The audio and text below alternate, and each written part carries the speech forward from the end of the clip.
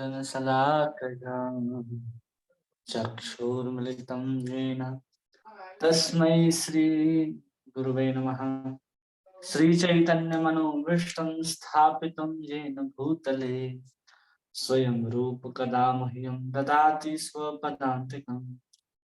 वन्देऽहं श्रीगुरुयुतपदकमलं श्रीगुरून् वैष्णवांश्च श्रीरूपं साग्रजातं सहगना रघुनाथान्वितं तं सजीवं साद्वैतं सावधूतं परिजन सहितं कृष्ण चैतन्य देवं श्रीराधा कृष्ण पादान् सहगना ललिता श्री विशाखान्वितांश। हे कृष्ण करुणा सिंधु दीनबंधु जगतपते गोपेश गोपिका कांत राधा कांत नमस्तुते। तप्त कांचन गौरांगी राधे वृंदावनेश्वरी वृषभानुसुते देवी प्रणमामि हरिप्रिये। वाञ्छाकल्पतरुभ्यश्च कृपा सिन्धु वहेव च पतितानां पावनेभ्यो वैष्णवेभ्यो नमो नमः। अनंत कोटि वैष्णव वृंद की जय। जय श्री कृष्ण चैतन्य प्रभु नित्यानंद श्री अद्वैत गदाधर श्रीवासादि गौर भक्तवृंद। हरे कृष्ण कृष्ण कृष्ण हरे हरे, हरे राम राम राम हरे हरे। गुरुवे गौरचंद्राय राधिकाय तदालय कृष्णाय कृष्ण भक्ताय तद्भक्ताय नमो नमः। हरे कृष्णा। आप सभी भक्तों का इस माधुरी कादम्बरी के पाठ्यक्रम में बहुत बहुत स्वागत है और अभिनंदन है। हम लोग माधुरी कादम्बरी के द्वितीय अमृत वृष्टि का अध्ययन कर रहे हैं, जिसमें हम लोग साधन भक्ति को समझ रहे हैं। और साधन भक्ति दो प्रकार के होते हैं, एक रागानुभव भक्ति और एक वैधि भक्ति। और दोनों प्रकार की अगर हम भक्ति करते हैं तो उसके बाद जो साधन भक्ति के जो दो गुण होते हैं, तो पहला गुण है एक क्लेशाग्नि और दूसरी है सुबधा। तो हम लोगों ने समझ लिया था कि क्लेशाग्नि, जो क्लेश जो है वो 5 प्रकार के कौन कौन होते हैं। तो हम लोगों ने उस 5 प्रकार के क्लेश को समझा था, जिसमें सबसे पहले है अविद्या, दूसरी है अस्मिता, तीसरा है राग, चौथा है द्वेष और पांचवा है अभिनिवेश। ये 5 प्रकार के क्लेश होते हैं के कारण हम इस बार में दुख को बार बार उठाते रहते हैं, बार बार दुखी होते रहते हैं।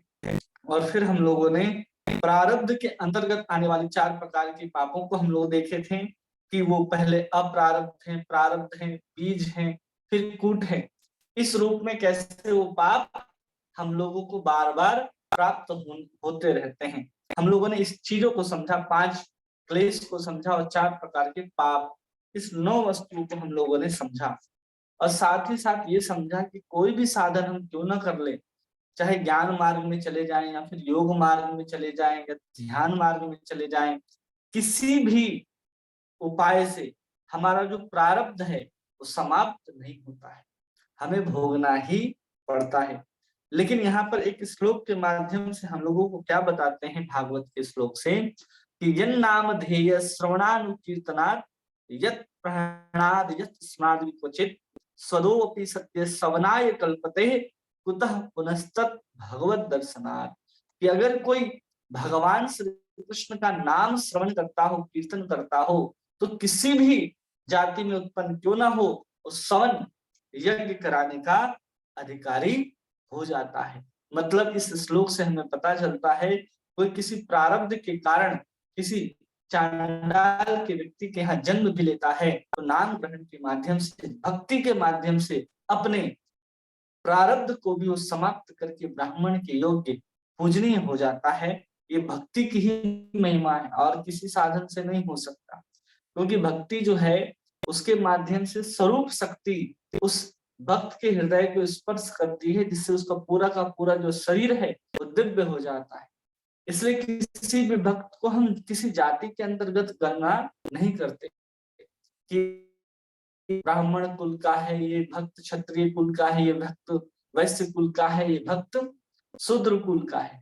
जो भक्त होता है, जो भक्त भगवान की भक्ति करता है वो सीधा भगवान का होता है, उसमें हम लोगों को जाति बुद्धि नहीं करनी चाहिए। तो हम लोगों ने क्लेश को समझ लिया था। आज हम लोग बहुत ही कम समय में समझने का प्रयास करेंगे सुविधा। ये सुविधा क्या होती है? जैसे कि सुनने से ही पता चल रहा है कि सुविधा मतलब शुभ को प्रदान करने वाला। साधन भक्ति जो है हम लोगों के जीवन में शुभता को प्रदान करती है। जितनी भी शुभ वस्तुएं हैं वो सब हमारे जीवन में आती है। वो सब जो शुभ आती है वो क्या है? तो यहाँ पर बताते हैं कि सर्व महागुण वैष्णव शरीरे कृष्ण भक्त कृष्णेर गुण सकील संचारे। कह रहे हैं यहाँ पर चैतन्य महाप्रभु, सर्वगुण महागुण गण वैष्णवे शरीरे कृष्ण भक्त कृष्णेर गुण सकीले संचारे। जो भी कृष्ण का भक्त होता है उसमें भगवान कृष्ण के जो भी गुण होते हैं वो सब का संचार एक भक्त के शरीर के अंदर देखने के लिए प्राप्त होता है, जिसको हम लोग सुविधा के नाम से जानते हैं।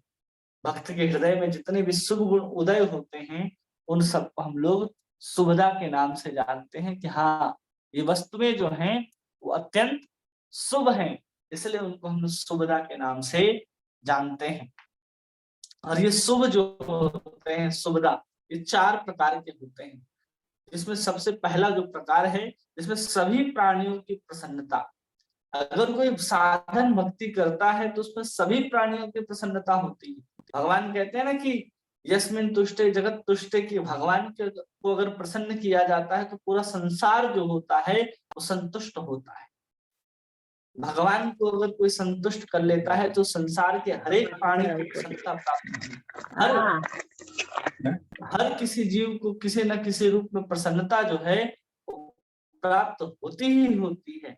इसलिए पहला सबसे अच्छा गुण होता है सुविधा जो है इस सभी प्राणियों की प्रसन्नता। कि अगर कोई ऐसा सदगृहस्थ के अंदर कोई एक ऐसा भक्त बन जाता है जो भगवान का शुद्ध भक्ति करना आरंभ कर देता है तो उस परिवार के लोगों को भी प्रसन्नता होने लग जाती है। आसपास के जो लोग हैं उसको भी प्रसन्नता होने लग जाती है।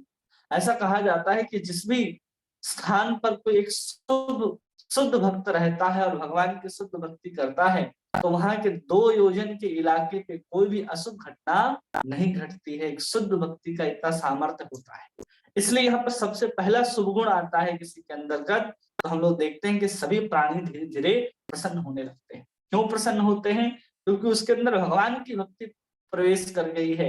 किसी के साथ अभद्र व्यवहार नहीं करता, सबके साथ समान मित्रता का व्यवहार करने लग जाता है भक्त। तो सबसे पहला ये गुण उसके अंदर आता है। दूसरा सुविधा क्या है? सद्गुण। उसके अंदर बहुत सारे सद्गुण आते हैं। उन सद्गुणों की यहाँ पर चर्चा की गई है कि वे सद्गुण कौन कौन से होते हैं। तो यहाँ पर कहते हैं कि सबसे शुभ जो होता है, सबसे सद्गुण क्या है? तो यहाँ कह रहे कि भक्ति देवी की कृपा से भक्त के हृदय में क्या आती है? क्षमा। सबसे पहले क्या आती है? क्षमा। कृपा, वो किसी को भी कृपा कर सकता है। भक्त किसी को भी क्षमा कर सकता है, कितना भी उसे परेशान क्यों ना किया जाए वो भक्त क्या करेगा?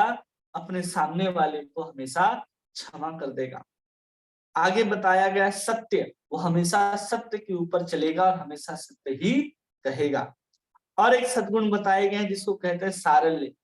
वो अत्यंत सरल रहेगा, ऐसा कठिन नहीं रहता। किसी को भक्त को जानना समझना कई बार बहुत कठिन होता है, लेकिन जो भक्त होते हैं उनको आसानी से समझा जा सकता है कि हाँ ये भगवान के किस तरह के भक्त हैं, क्या बात करते हैं।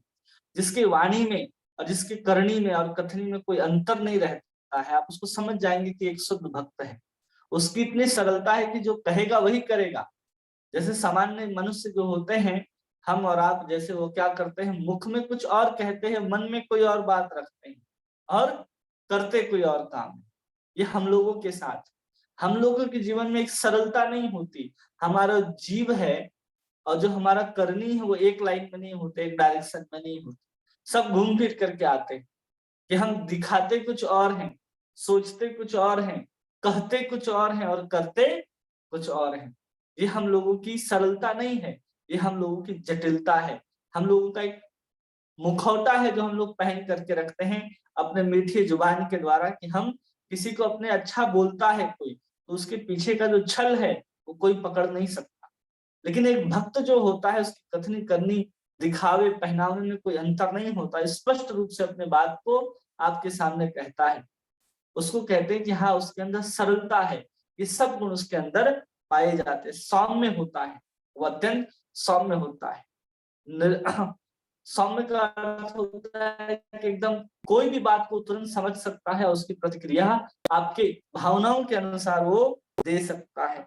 उसको यहाँ साम्य कहा गया है, समता कहा गया है, कि वो हमेशा समभाव में रहता है। और क्या है, धैर्य, धैर्यवान रहता है, हर चीज के प्रति उतावला नहीं होता, वो हमेशा क्या रहेगा, धैर्यवान रहेगा। किसी चीज की हड़बड़ाहट छटपटाहट उसके अंदर दिखाई नहीं देगी, वो हमेशा गंभीर मुद्रा में रहेगा।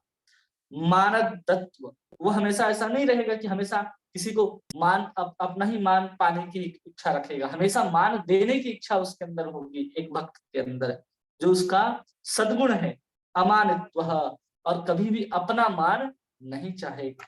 सर्व सौभाग्य आदि गुण समूह अत्यंत स्पष्ट रूप से साधक के हृदय में उदित होकर अपने अपने स्निग्ध अमृत धारा का वर्षण करते हैं। ये जो सद्गुण लिखे गए यहाँ पर, ये सारे सद्गुण को साधन भक्ति को उत्तम प्रकार से अगर पूरा करता है तो क्या होगे, उनके अंदर धीरे धीरे ये सद्गुण सब आने लग जाएंगे। और फिर क्या होता है कि जितने लोग होते हैं, उन लोगों की अनुरक्ति उनके ऊपर होने लगती है। किसी से भक्त से कोई मिलना बात करना जरूर चाहते हैं, क्योंकि वहां से उसको ज्ञान मिलता है, उसके पास जाकर के उसको शांति मिलती है, आनंद मिलता है। तो हर एक जन की, हर एक जीव की अनुरक्ति उस भक्त के ऊपर होने लग जाती है। कहते हैं नहीं, जा पर कृपा राम कर होई, ता पर कृपा करे सब कोई। तो उसी प्रकार जिस भक्त के ऊपर भगवान की कृपा हो गई, या वो भक्ति करने लगता है, पूरे साधन भक्ति को, उस शुद्ध भक्ति के स्तर पर आकर के साधन अवस्था में स्थित हो जाता है, तो सब जितने भी अगल बगल के जो जन होते हैं उनसे मिलने के लिए जाते हैं, उनसे अनुरक्ति हो जाती है कि हाँ, वो आना चाहिए, उनसे मुलाकात करना चाहिए। कोई भी साधु जब हमारे यहाँ आते हैं तो हम कैसे उनकी सेवा के प्रति लालायित हो जाते हैं कि हाँ, हम उनकी भी सेवा करें, हम उनके साथ भी थोड़ा सेल्फी लें। आजकल चलता है ना सेल्फी, सेवा से ज्यादा आजकल लोग सेल्फी लेते हैं। सेवा देने की चीज है और सेल्फी लेने की चीज, तो हम लोग सेवा से ज्यादा क्या लेते हैं आज के समय में, सेल्फी लेते हैं। तो ये आज हमारे जीवन में चलता है कि वो जितने भी लोग हैं वो एक साधु के प्रति अनुरक्त हो जाते हैं, उनके साथ व्यवहार करके, उनके सानिध्य को प्राप्त करके वो आनंदित होते हैं, जिसके कारण उनकी अनुरक्ति उसके पास हो जाती है। और भक्त जो है, कितना भी संसार में दुख क्यों ना हो, वो हमेशा सुख का ही अनुभव करता है। ये 4 प्रकार के सुविधा होते हैं जो किसी भी साधक के अंदर साधन भक्ति को करने से प्रकट होते हैं। और इस सुख को भी 3 भागों में विभाजित किया गया है, जिसका पहला भाग है कि हम लोग आनंद लेते हैं संसार के विषयों में, तो विषय सुख को भी एक प्रकार का सुख कहा गया है। उस सुख को भी 3 भागों में बांटा गया, और सुख को 3 भाग में बांट करके सबसे पहला जो सुख है वह है विषय का सुख। जो संसार में जो हम भोग आदि करते हैं, इंद्रियों का जो हम लोग सुख भोगते हैं, वो सब क्या है, विषय का सुख। चाहे खाना हो, चाहे स्त्री का संग हो, चाहे पुरुष का संग हो, चाहे बहुत सुंदर आराम में, ऐसो आराम में रहने की सुविधा हो, या फिर अन्य किसी प्रकार की बड़े बड़े गाड़ी आदि की जो सुविधा हो, वो सब क्यों है, केवल और केवल इसलिए है कि हमें भजन करने के बाद ये सब कुछ प्राप्त होने लग जाते हैं साधन भक्ति के माध्यम से। तो हम इन सबको कहते हैं विषयक सुख, जो विषय के माध्यम से हम लोगों को प्राप्त होते हैं और किसी अन्य के माध्यम से प्राप्त नहीं होते हैं, इसलिए हम लोग इसको विषय के सुख कहते हैं। दूसरा सुख कहते हैं ब्रह्म सुख, जो ब्रह्म के उस निराकार स्वरूप जो ब्रह्म है उसमें जो आनंद आता है, वो आनंद जो है भक्त को साधन भक्ति के ही अवस्था में प्राप्त होने लग जाता है। उसको भाव भक्ति और प्रेम भक्ति की तो बात ही छोड़िए, वो साधन भक्ति में भी उस सुख का अनुभव कर सकता है, उस साधन की अवस्था में भी उस सुख का अनुभव करता है और आराम से वो भगवान का भजन करता है। और तीसरा प्रकार का सुख है ऐश्वर्य सुख। जो ऐश्वर्य का जो सुख होता है वो भी एक प्रकार का सुख होता है कि आपको बहुत बड़ी बड़ी मान प्रतिष्ठा आपका नाम रोशन सब जगह हो रहा है, जहां जाते हैं लोग आपको जानते हैं। ऐसा जब आपको ऐश्वर्य प्राप्त हो रहा है तो समझना चाहिए कि आपके अंदर भी शुभता, जो शुभता है भगवान की साधन भक्ति करने के कारण जो भगवान की कृपा से आपको प्राप्त हुई है, वो प्राप्त हो रही है। तो ये होते हैं शुभता, जो गुण हमारे अंदर प्राप्त होते हैं, जिसके कारण हम लोग भक्ति कर पाते हैं।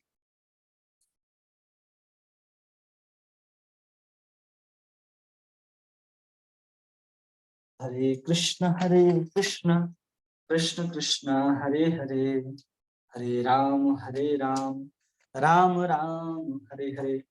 तो इस कारण हम लोग साधन भक्ति के माध्यम से ये सद्गुणों को प्राप्त करते हैं।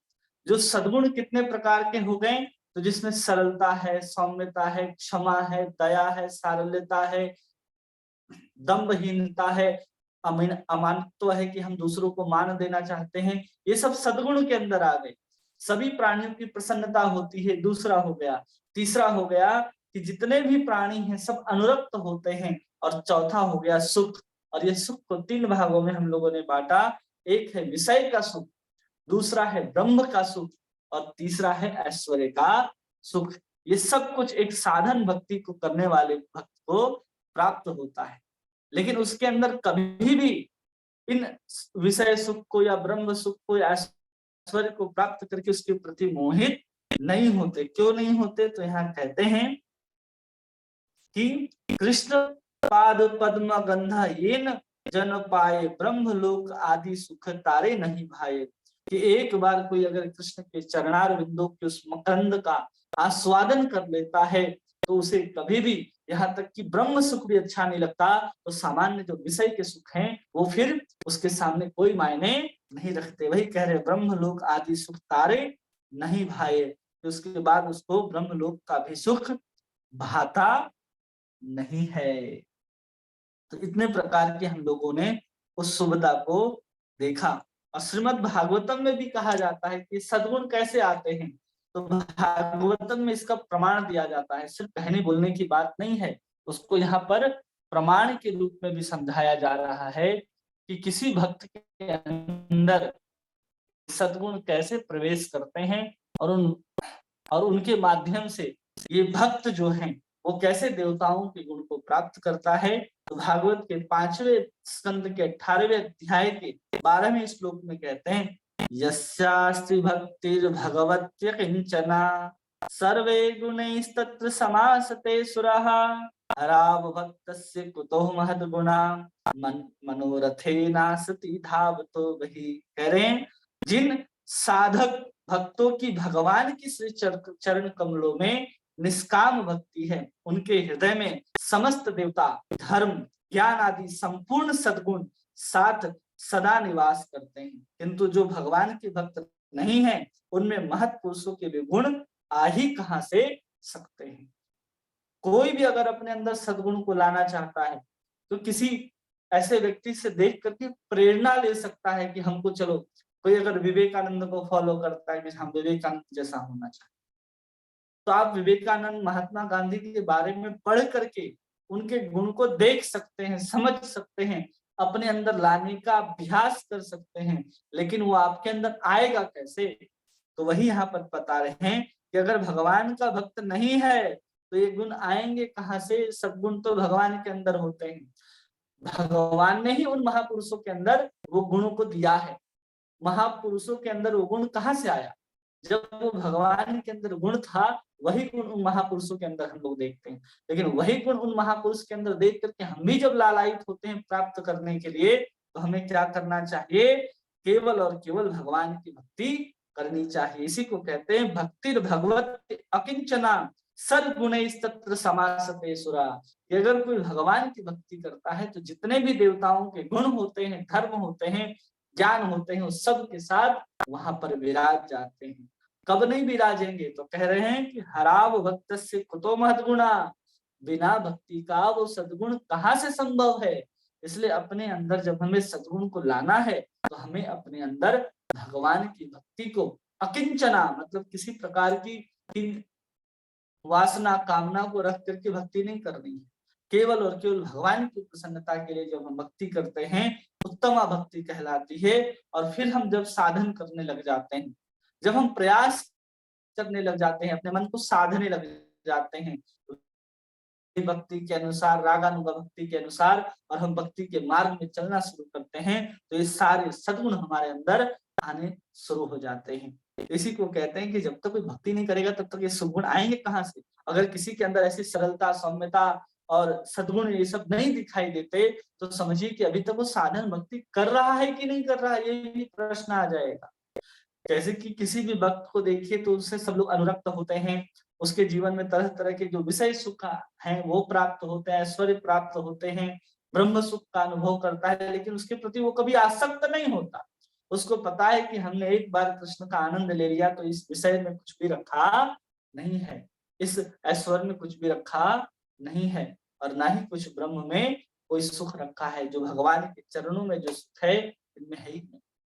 तो उसके अंदर अपने आप ये सद्गुण आने लग जाते हैं। वो सबसे मित्रता, करुणा का भाव दिखाता है, उसके अंदर सरलता, कृपा, क्षमा, धैर्य, गांधीर्य, ये सब जो सद्गुण हैं वो अपने आप आते चले जाते हैं।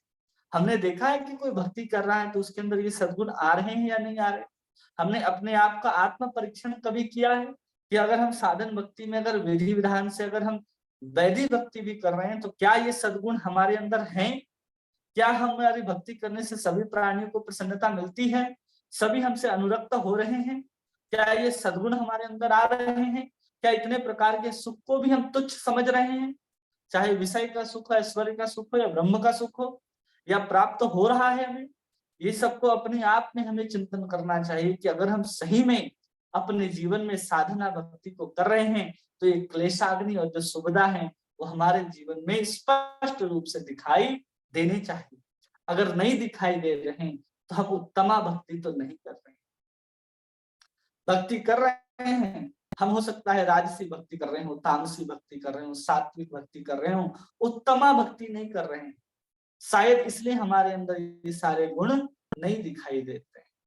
इसलिए शायद हम उस साधन भक्ति की उस अवस्था में नहीं है कि हम सीधे सीधे साधन करके भाव की अवस्था तक पहुंचे। इसलिए अपने भक्ति को पहले इन तीनों गुणों से मुक्त करना है। कैसे मुक्त कर सकते हैं? केवल और केवल भगवत प्रीति के लिए, भगवत प्रसन्नता के लिए ही भगवान की सेवा की जाए, तब हम धीरे धीरे उन तीनों गुणों से मुक्त हो सकते हैं। जो राजसिक, तामसिक और सात्विक तीन प्रकार की भक्ति होती है, उससे हम मुक्त हो जाएं। ये सब कब संभव है? जब हम किसी ऐसे भक्त, ऐसे साधक के संगति में रहेंगे जो पहले से उस शुद्ध भक्ति को करता है, जो भागवत का संग करता है, जो चैतन्य चरितामृत आदि को पढ़ता है। आप उसको पढ़ करके, उसका संग प्राप्त करके, इन ग्रंथों के कृपा से, इस ग्रंथ में जितने भी आचार्य हैं उनके जीवन घटनाओं को, उनके संग को प्राप्त करके आप भी उस उत्तमा भक्ति के स्तर को प्राप्त कर सकते हैं। और साधन भक्ति को करते हुए आपके अंदर भी ये जो सद्गुण है, ये जो सुविधा है और क्लेशाग्नि है, ये भी आपके जीवन में दिखाई देने लग जाएंगे कि क्लेश धीरे धीरे कैसे कम हो रहा है, ये शुभ चीजें हमारे जीवन में कैसे कैसे बढ़ती जा रही हैं। ये सब कुछ संभव है कब? जब हम भगवान की भक्ति करेंगे। भक्ति भगवत अकिंचन, ये अकिंचन भक्ति करेंगे, तब जाकर के सर्वगुणैः तत्र समासते सुरहा, तब जाकर के जितने भी गुण हैं सब हमारे अंदर आएंगे। लेकिन हमारे अंदर अगर भक्ति नहीं है तो महत गुणा, ये सद्गुण आएंगे कहाँ से? तब क्या होगा? ये सद्गुण नहीं आएंगे तो कहते मनोरथे नासती धावतो बहि, कि हम लोग क्या करेंगे? उस मन के रथ के ऊपर सवार होकर के हमेशा विषयों के ऊपर ही हम दौड़ते रहेंगे। नाना प्रकार के संकल्प विकल्प हमारा मन करता रहेगा जब सद्गुण नहीं होंगे, सद्गुण हमारे अंदर नहीं विराजेंगे, तो मन जो है उस मन रूपी रथ के ऊपर दौड़ बैठ करके इधर उधर विषयों के ऊपर भागता रहेगा।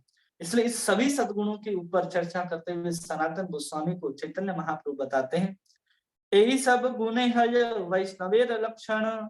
यही सब जो सद्गुण है वो एक वैष्णव के लक्षण है। सब कहा न जाए करी दिग दर्शन, सब कहा नहीं जा सकता, इतने गुण होते हैं एक वैष्णव के अंदर, लेकिन दिग दर्शन करा रहे हैं तो उसके अंदर ऐसे ऐसे गुण होते हैं। और सबसे महत्वपूर्ण गुण होता है किसी भक्त का, उसकी नम्रता, उसकी सरलता, उसकी सौम्यता, उसकी क्षमा और उसका कृपा। और कभी भी अपने आप को मान प्राप्त करने का वो लालची नहीं होता कि हमें मान चाहिए, सम्मान चाहिए। उसी उसी दिग्दर्शन कराने के लिए केवल वही सद्गुणों को यहाँ पर विश्वनाथ चक्रवर्ती ठाकुर वर्णन करते हैं। कृपालु अकृत द्रोह सत्य सार सम। वो कृपालु होता है, अकृत द्रोह, वो किसी से द्रोह नहीं करता, और सत्य सार और सम होता है। सत्य का जो सार होता है, कि संपूर्ण सत्य का सार केवल है केवल भगवान के प्रेम, वही केवल और केवल सार है, उसके हृदय से, उसके मुख से हमेशा निर्झरित होता हुआ दिखाई देगा। और सम है, वो हमेशा सबके प्रति समान व्यवहार रखता है। निर्दोष वदान्य मृदु शुचि अकिंचन, वो हमेशा निर्दोष होता है। वदान्य, वो बहुत बड़ा दानी होता है। मृदु, जो वचन होते हैं बहुत मीठे होते हैं। शुचि, हमेशा पवित्र होता। अकिंचन होता है, जिसका कोई नहीं होता। अकिंचन, भगवान के ऊपर जो आश्रित हो, वैसा। फिर करे सर्व परोपकारक, वो सबके ऊपर उपकार करता है। शांत होता है, कृष्ण एक शरण, और सबसे महत्वपूर्ण, वो हमेशा कृष्ण, एकमात्र कृष्ण के शरणों में शरणागत होता है। अकाम, उसके अंदर किसी प्रकार की कामना नहीं होती। अनीह, स्थिर, विजित, सद्गुण, उसके अंदर ये सब गुण पाए जाते हैं। विजित होता है, अपने इंद्रियों को हमेशा जीता हुआ रहता है, स्थिर रहता है। मित्र भुक्त, माने किसी से व्यवहार करेगा तो मित्रवत व्यवहार करेगा। अप्रमत्त, ऐसा नहीं कि हमेशा आलसी की तरह बैठा रहेगा। वो कृष्ण का नाम स्मरण करके भी लेटा है ना, तो कहीं ना कहीं कृष्ण चेतना पे ही लेटा है, अगर आराम भी कर रहा है। इसलिए उसको यहाँ अप्रमत्त। मानद, अमानी, कभी भी मान पाने की इच्छा नहीं रखता, लेकिन दूसरों को मान देता है। गंभीर, करुण, मैत्र, कवि, दक्ष और मौनी। तो क्या होता है? गंभीर होता है, करुण होता है, मैत्र, कवि, कवि मतलब बहुत विद्वान होता है, अलग अलग चीजों को बोल सकता है, समझा सकता है, रच सकता है, उसको भी कवि कहते हैं। और जो बहुत बड़ा दार्शनिक हो जाता है भक्त बनने के बाद, सबको ज्ञान देता है, वो भी कवि कहा जाता है। दक्ष होता है, भगवान की सेवा करने में, भगवान का गुणगान करने में वो परम दक्ष होता है। और मौनी, जब वो ये कार्य नहीं कर रहा होता कृष्ण लीला और कथाओं से संबंधित, तो हमेशा कम बोलता है और चुपचाप रहता है।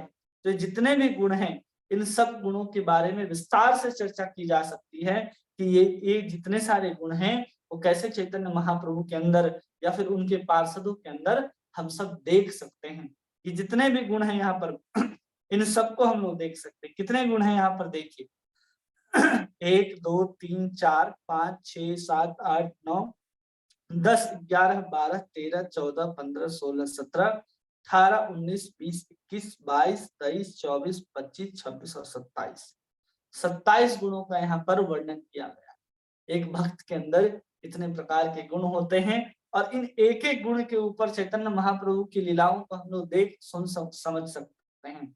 किसी भी भक्त को हम लोग देख सुन समझ सकते हैं कि कैसे कृपाशाली होते हैं। चाहे रूप गोस्वामी हो, चाहे रघुनाथ दास गोस्वामी है, चाहे जीव गोस्वामी है, चाहे श्रील प्रभुपाद हैं, वो सब कुछ देखिए सब कैसे करते हैं। अप्रमत्त होते हैं, कैसे एक 80-70 साल का बूढ़ा विदेश में जाकर के उनके लिए सब कुछ कार्य करता है। वो गंभीर होते हैं, कैसे करुणा देना चाहते हैं, कि कैसे ये लोग इस तरह से भटक रहे हैं संसार में, उसके लिए कितना करुणा होता है उनके अंदर। ये सब कुछ जो है वो एक भक्त के अंदर ही हम देख सकते हैं। तो इनके ऊपर विस्तार से भी चर्चा हो सकती है, कि भक्त के जितने सारे गुण होते हैं उसके ऊपर चर्चा बाद में की जाएगी, जब कभी अवसर लगेगा।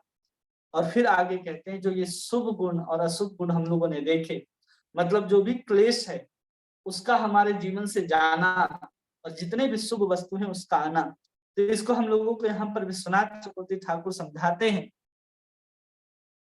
कि जब हम भक्ति परमेश्वरी का अनुभूति करते हैं, या उनका जब सानिध्य को प्राप्त करते हैं, तो भगवान के प्रति अनुभूति सबसे पहले क्या होने लगता है, भगवान के प्रति हम अनुभूति को प्राप्त करते हैं।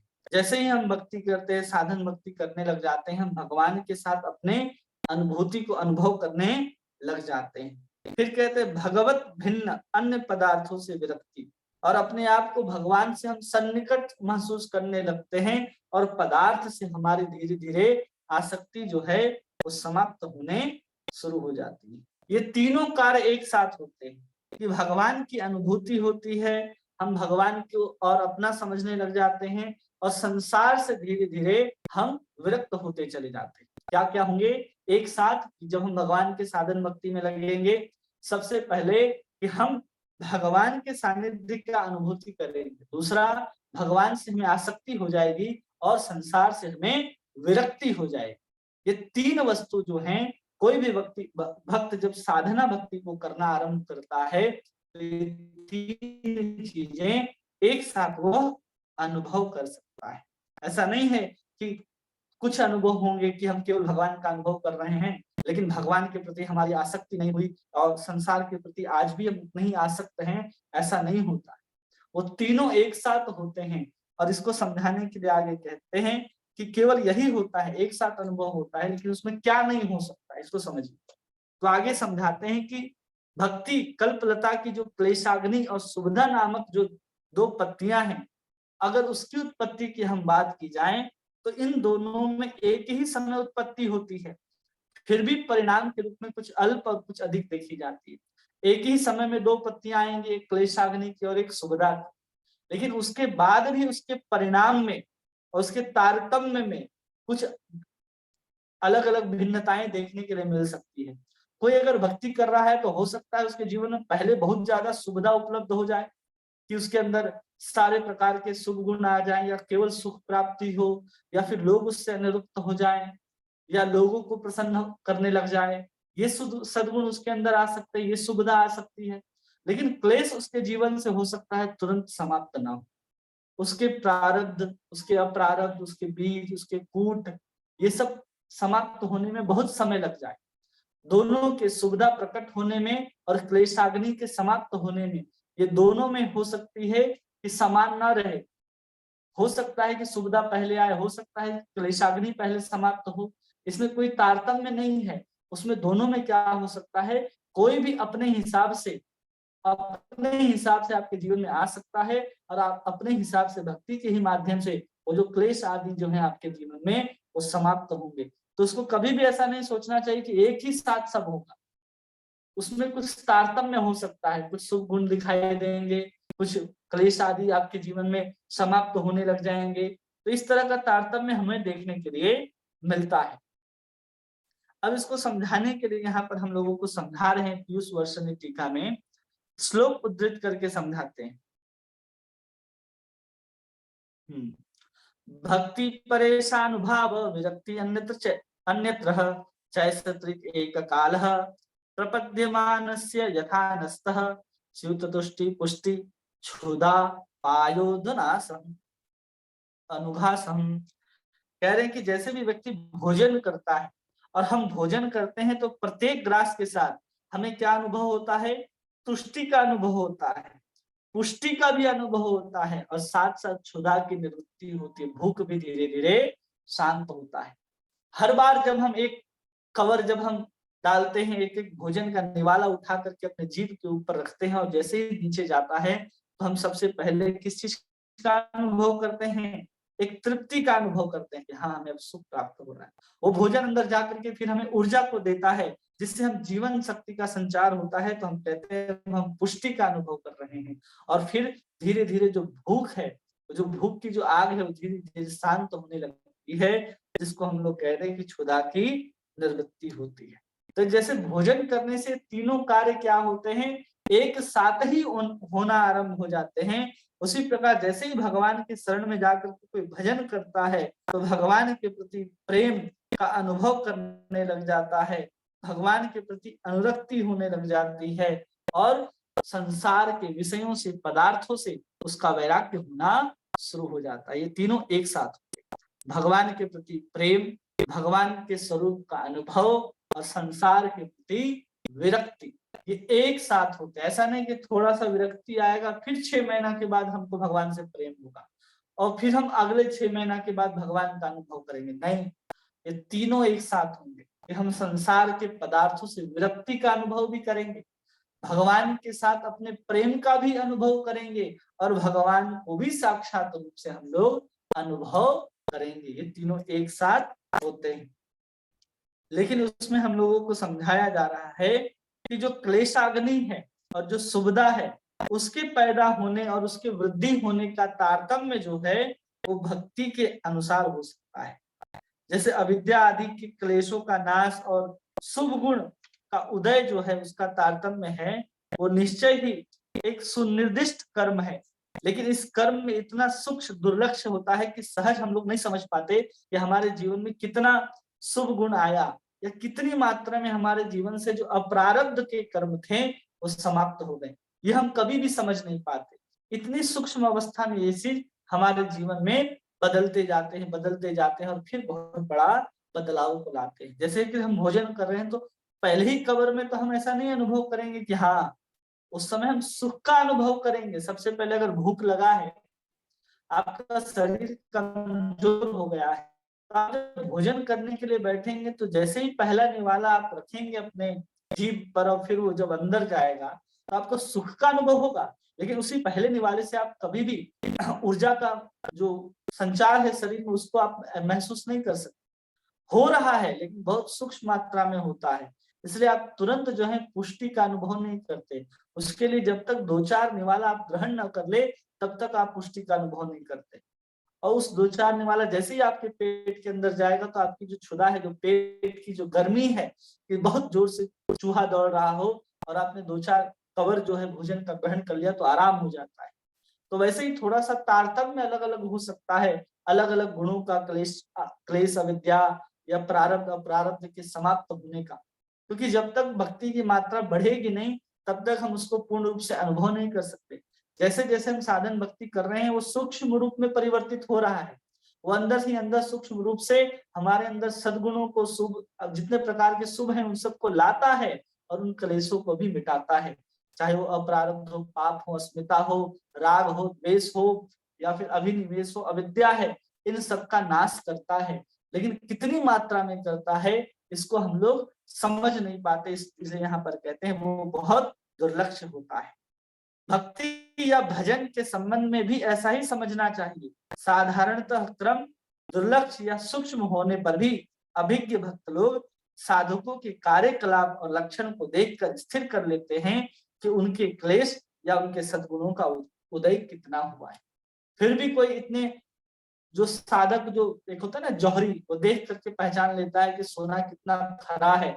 उसी प्रकार एक शुद्ध भक्त जो होता है वो किसी की भक्त को उसके बात से, व्यवहार से, बोल से, उसके चाल चलन से सब कुछ देख करके बता सकता है कि इसके अंदर अभी कितने सद्गुणों का उदय हो चुका है, कितने सुविधा इसके जीवन में आ चुके हैं और कितने क्लेशों का नाश हो चुका है। ये बहुत सूक्ष्म दृष्टि से देख करके व्यक्ति समझ सकता है। इसका जो तारतम्य है बिल्कुल भिन्न होता है।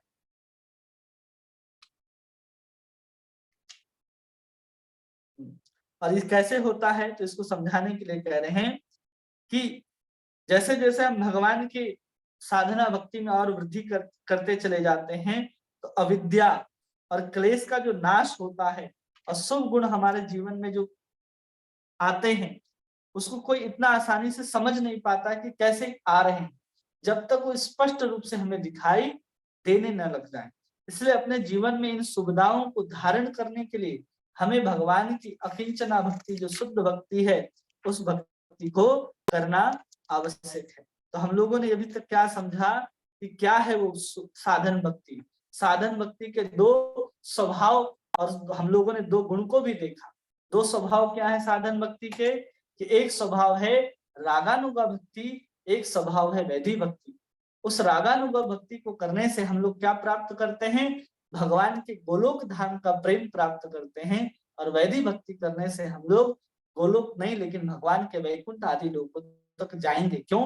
क्योंकि वैधि भक्ति हम लोग क्यों करते हैं, अपने दुखों से बचने के लिए, जन्म मृत्यु जरा व्याधि आदि के चक्कर से बचने के लिए, कि हमें फिर माया से हम नहीं निकल सकते, इस भय के कारण जब हम भगवान के भक्ति करना आरंभ करते, इसलिए हम उस प्रेम तत्व को प्राप्त नहीं कर पाते, और कोई ऐसा कारण नहीं है।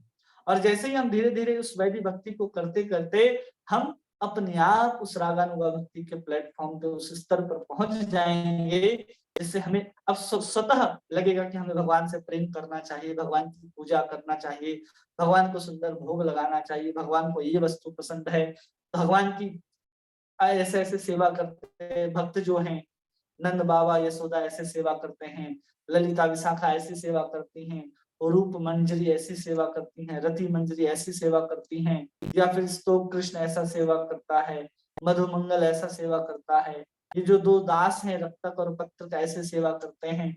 इस तरह से हम लोग उनके प्रति धीरे धीरे आसक्त होते चले जाएंगे। जब हम वैदिक भक्ति का पालन ठीक तरीके से करेंगे, हम अपने आप उस रागानुगा भक्ति तक पहुंचेंगे, और फिर धीरे धीरे भगवान की उस प्रेम रूपी संबंध के साथ अपने संबंध को हम स्थापित कर सकते हैं, और भगवान के साथ भगवान के धाम जा सकते हैं।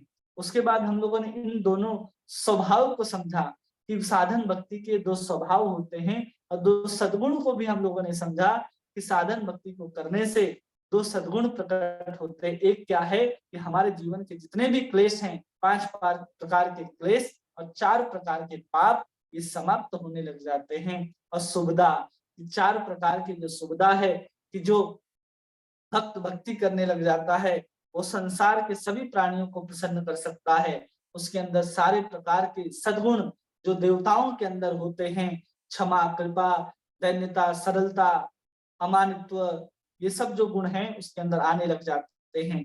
वो सारे जगत से उसकी अनुरक्ति हो जाती है, सारे जीव जो है उसके प्रति अनुरक्त हो जाते हैं। वो सुख का अनुभव करने लगता है। वो 3 प्रकार के सुख का अनुभव करता है। एक है विषय का सुख, दूसरा है ब्रह्म का सुख, और तीसरा है ऐश्वर्य का सुख। ये सब शुभ सद्गुण उसके अंदर, ये जो सुविधा के रूप में उस साधन भक्ति के 2 सद्गुणों के रूप में हम लोगों ने समझा, और इसके तारतम्य को भी समझा कि कैसे जब हम भक्ति करते हैं तो ये सद्गुण और क्लेश भी हमारे जीवन में धीरे धीरे नाश होते हैं, लेकिन इतने सूक्ष्म तरीके से होते हैं कि हम उसको समझ नहीं पाते हैं। और वो कैसे होते हैं, तो हम लोगों ने भोजन का उदाहरण दिया कि प्रत्येक कबर में जैसे हम तुष्टि, पुष्टि और क्षुधा निवृत्ति का अनुभव करते हैं, वैसे ही जब हम साधन भक्ति के स्तर पर भगवान की उत्तमा भक्ति को कर रहे होते हैं, शुद्धा भक्ति को कर रहे होते हैं, तो हमें भगवान का अनुभव, भगवान से प्रीति और संसार से विरक्ति, ये तीनों साथ साथ होते हैं। इस चीज को हम लोगों ने अब तक समझा। अब हम लोग आगे क्या देखेंगे, श्रद्धा का उदय। किसी के अंदर जो श्रद्धा है वो उदय कैसे होता है, किसी को साधु के प्रति श्रद्धा कैसे आएगी। हम बोलते हैं कि भक्ति जो है वो केवल साधुओं की कृपा से मिलती है। जब भक्ति साधुओं की कृपा से मिलती है तो हम साधुओं की कृपा को कैसे प्राप्त करेंगे, तो उसके विषय में हम लोग आगे की क्लास में चर्चा करेंगे कि श्रद्धा कैसे हम लोगों के जीवन में उदय होती है, कितने प्रकार के सुकृति होते हैं, अज्ञात सुकृति कितने प्रकार के होते हैं, ज्ञात सुकृति कितने प्रकार के होते हैं, तो सुकृति भी कितने प्रकार के होते हैं, उसको समझ करके कौन सी सुकृति के कारण हमें कैसी श्रद्धा उत्पन्न होती है, किस श्रद्धा से हम कौन सी भक्ति प्राप्त करते हैं। श्रद्धा भी अलग अलग प्रकार की होती है। एक श्रद्धा से हम लोग वैदिक भक्ति को प्राप्त करते हैं, दूसरी श्रद्धा से रागानुगा भक्ति को प्राप्त करते हैं। इन सब श्रद्धा के विषय में हम लोग आगे के पाठ्यक्रम में हम लोग श्रवण करेंगे। आज के लिए बस इतना ही। किन्हीं का कोई प्रश्न है जो इससे संबंधित आप पूछना चाहते हैं तो पूछ सकते हैं। हरे कृष्णा प्रभु जी, दंडवत प्रणाम। इस ग्रंथ का जो वास्तविक वस्तु है, विषय वस्तु है, वो आरंभ हो रहा है, इसलिए हम लोग उसको विस्तार से समझेंगे। अभी 10 मिनट में समझ नहीं सकते, इसलिए हम लोग उसको अगले पाठ्यक्रम में। हरे कृष्णा। दंडवत प्रणाम प्रभु जी। एक मेरी आपसे रिक्वेस्ट थी 5 मिनट के लिए। आज थोड़ा मैंने लेट ज्वाइन करा। प्रभु जी प्लीज जरा जो है ना बता दे एक बार संक्षेप में कि आज आपने क्या क्या कराया, फिर मैं वीडियो सुन लूंगी। आज हमने क्या क्या कराया, आज हमने सिर्फ 2 प्रकार की जो पत्तियों का हम लोग बात कर रहे थे ना, जो सद्गुण होते हैं, साधन भक्ति करने से जो 2 प्रकार की पत्तियां जन्म लेती हैं, एक सुविधा और दूसरे को क्लेशाग्नि कहते हैं। तो जितने प्रकार के क्लेश थे उसको तो हम लोगों ने कल अध्ययन कर लिया था। हाँ जी।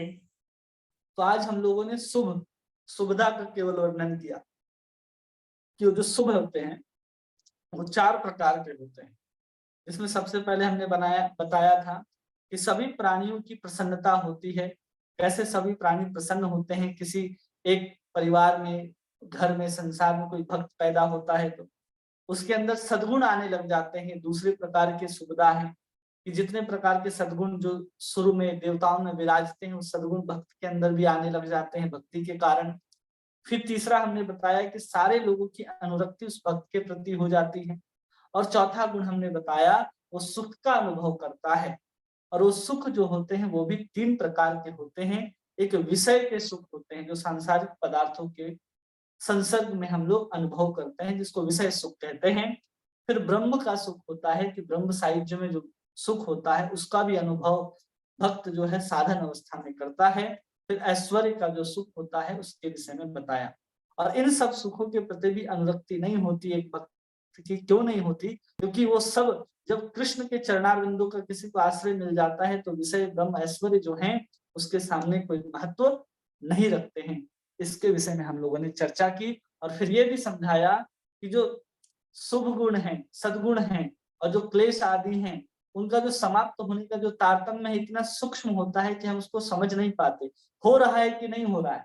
कभी सद्गुण पहले प्रकट हो जाते या क्लेश बाद में समाप्त होते, कभी क्लेश पहले उत्पन्न हो जाते, कभी ये होते, कभी कभी ये देखा जाता है, लेकिन दोनों जो है वास्तव में साथ साथ ही होते हैं। जिसका उदाहरण हम लोगों ने भोजन से लिया कि भोजन ग्रहण करने से जैसे क्षुधा की निवृत्ति होती है, पुष्टि और तुष्टि का अनुभव होता है, उसी प्रकार जब हम साधन भक्ति करते हैं तो अपने आप भगवान के प्रति प्रीति, भगवान की अनुभूति और संसार से विरक्ति, ये तीनों साथ साथ होते हैं, जिसको हम लोगों ने आज समझा।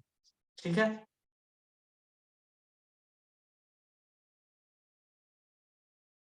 और किन्हीं का कोई प्रश्न है जो आप पूछना चाहते हैं? प्रभु जी बहुत बहुत धन्यवाद। हरे कृष्णा। हरे कृष्णा। हरे कृष्णा प्रभु जी, दंडवत प्रणाम। दंडवत प्रणाम। प्रभु जी एक रिक्वेस्ट थी आपसे कि कल तुलसी माता का दिवस है, तो अगर आप तुलसी माता के बारे में ही कल चर्चा करें तो ज्यादा अच्छा होगा। कल तुलसी शालिग्राम विवाह है। हाँ जी, कह तो रहे हैं प्रभु जी।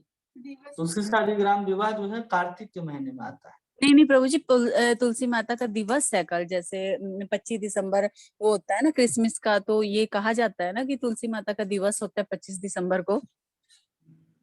कहा जाता है, लेकिन शास्त्र में ऐसा कोई विधान नहीं है कि 25 दिसंबर को मनाया जाता है। किसी साधु संत ने ये शुरू किया है कि 25 दिसंबर को हम लोग क्रिसमस ट्री का पूजा न करके हम लोग तुलसी पूजन करें, ऐसा कहा जाता है। वास्तव में दिवस नहीं है। अच्छा जी, शास्त्र के क्योंकि अनुसार हाँ, मैसेजेस भी आए हुए थे ना प्रभु जी काफी इस बारे में। ये लोग तो क्रिसमस ट्री को सजाते हैं ना, इसलिए वो मैसेज आप लोगों को कहीं से फॉरवर्ड किया गया होगा, इसलिए अच्छा आपको जी, ऐसा लग रहा है। हाँ ठीक है प्रभु जी, ठीक है। हाँ ठीक है। और किसी का कोई प्रश्न है, कुछ सुझाव है?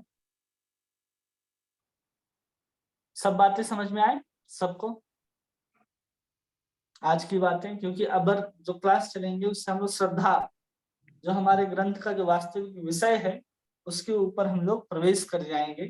फिर वही श्रद्धा को लेकर के धीरे धीरे आगे हम लोग बढ़ेंगे और फिर ग्रंथ पढ़ने में जिसलिए हम लोग अब तक बैठे थे कैसे शुरू होता है उसको हम लोग समझना आरंभ कर देंगे। तो हम लोग उसको सोमवार से समझने का प्रयास करेंगे। ठीक है, कल रविवार है, कल हमारा कुछ प्रोग्राम है 11 बजे, जो हम लोग संडे प्रोग्राम करते थे 11:30 बजे यहाँ, वो कल हम रांची जाने के कारण शायद वहां से अगर लाइव हो सके तो लाइव कर देंगे। वहाँ एक हाउस प्रोग्राम है, उस प्रोग्राम को हम करने जा रहे हैं। तो कल का जो प्रोग्राम है 11 बजे का, तो शायद आप लोगों को ना हो पाए, उसको हम लोग नेक्स्ट संडे देखने का प्रयास करेंगे। ठीक है, किसी को कुछ कहना है? हरे कृष्णा। रांची में गुरुकुल आ रहे हैं प्रभु? नहीं, गुरुकुल नहीं है, कहीं किसी के घर में प्रोग्राम है। रिकॉर्डिंग और लाइव बंद कर देंगे। ठीक है प्रभु। और किन्हीं का कोई प्रश्न है? हरे कृष्णा, दंडवत प्रणाम प्रभु जी। हरे कृष्णा, दंडवत प्रणाम। प्रभु जी हाउस प्रोग्राम में क्या क्या करते हैं, मतलब आप लोग? हाउस प्रोग्राम में कीर्तन होता है, प्रवचन होता है और प्रसादम होता है। ये 3 चीज होते हैं। जिसमें किसी के घर हम लोग जाते हैं तो प्रसादम उनके तरफ से होता है, कथा और कीर्तन हमारे तरफ से होता है। जिसमें कितना टाइम लगता है? कितना टाइम वो सामने वाले के ऊपर डिपेंड करता है कि उसने किस तरह की व्यवस्थाओं कर रखा है, कितने लोगों को बुला करके रखा है, उसके ऊपर डिपेंड करता है। तो मैक्सिमम उसमें आधा घंटा कीर्तन है, 1 घंटा प्रवचन है और फिर आधा घंटा अंत में कीर्तन है। तो 1 घंटा कीर्तन, 1 घंटा प्रवचन होता है और फिर महाप्रसाद होता है। लगभग 3 घंटे का समय लगता है एक हाउस प्रोग्राम। तो प्रभु जी आप इसकी वो बनाओगे जैसे ऑडियो या वीडियो अगर बना सके तो प्रभु जी आप हमें भी सबको सेंड कर देना, थोड़ा हमें भी नॉलेज मिलेगी इस बारे में। ठीक है, अगर वहां से संभव होगा तो हम वहां से लाइव कर देंगे। ठीक है, मतलब प्रवचन किस टॉपिक पे होगा एक तो वो नहीं वो डिसाइडेड नहीं होता कभी भी, जैसे कि जैसे लोग आए तो उस हिसाब से डिपेंड करता है कि हम क्या वहां पर बता सकते हैं। क्योंकि संडे प्रोग्राम और हाउस प्रोग्राम में कभी भी सब्जेक्ट जो है, विषय जो है, वो कभी सेलेक्टिव नहीं हुआ कि हम ये सब्जेक्ट के ऊपर बोलना चाहते हैं।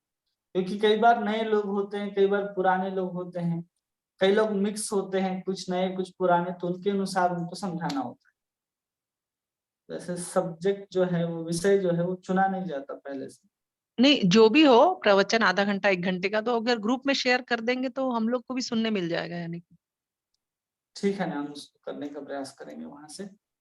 ठीक है, वही टाइमिंग है, 11:30 बजे से ही शुरू होगा, लेकिन हाउस प्रोग्रामिंग है तो हो सकता है उनके अनुसार कभी 12 भी बज जाए शुरू होते होते, ऐसा भी हो सकता है। ठीक है,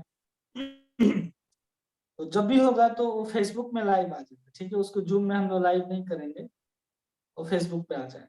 ठीक है, ठीक है सर। और किन्हीं का कोई प्रश्न है? धन्यवाद प्रभु जी। धन्यवाद, जय हो। और किन्हीं को कुछ कहना है? हरे कृष्णा, दंडवत प्रणाम प्रभु। दंडवत प्रणाम बोलिए। कुछ नहीं हरे प्रभु, ऐसे कृष्णा, बस दंडवत प्रणाम प्रभु जी। जय हो, दंडवत प्रणाम। चलिए ठीक है, तो आज शनिवार है, सब लोग अपने अपने घर में होंगे, फिर विश्राम करें सब लोग।